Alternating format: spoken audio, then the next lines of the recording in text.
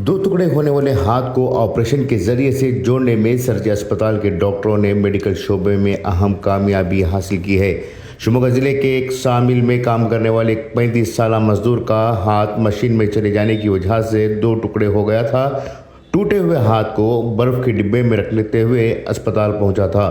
डॉक्टरों ने फौरी तौर पर इसका इलाज शुरू किया। करीब 7 घंटों की मुसलसल कोशिशों के बाद ये ऑपरेशन कामयाब हुआ और हाथ का पंजा जुड़ गया।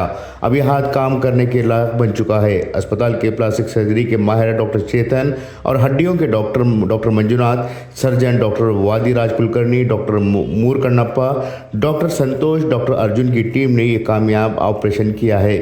डॉक्टरों ने बताया कि पहले ये सोचा जाता था कि जिस्म से टूटे हुए आज़ा को जोड़ना और इस्तेमाल के लायक बनाना नामुमकिन है, लेकिन प्लास्टिक सर्जरी का शोबा और मेडिकल साइंस काफ़ी तरक्की कर चुका है। मरीज़ की ज़रा सी तवज्जो इसे दोबारा काम के लायक बना सकता है। हादसे के बाद अलग होने वाले आज़ा को देखकर घबराने के बजाय इन आज़ा को साफ प्लास्टिक में लपेटकर आइस के डिब्बे में रखने की ज़रूरत है और 6 घंटों के अंदर अस्पताल से रुजू करते हुए कामयाब इलाज करवाया जा सकता है। आमतौर पर लोग हादसे के बाद टूटे हुए आज़ा को वहीं छोड़कर अस्पताल का रुख करते हैं, जिससे इनका इलाज नामुमकिन है। जब टूटे हुए आज़ा को बर्फ़ के डिब्बे में रखा जाता है तो इससे इन आज़ा के खुलिये ख़राब नहीं होते, बल्कि उन्हें दोबारा ज़िंदा किया जा सकता है।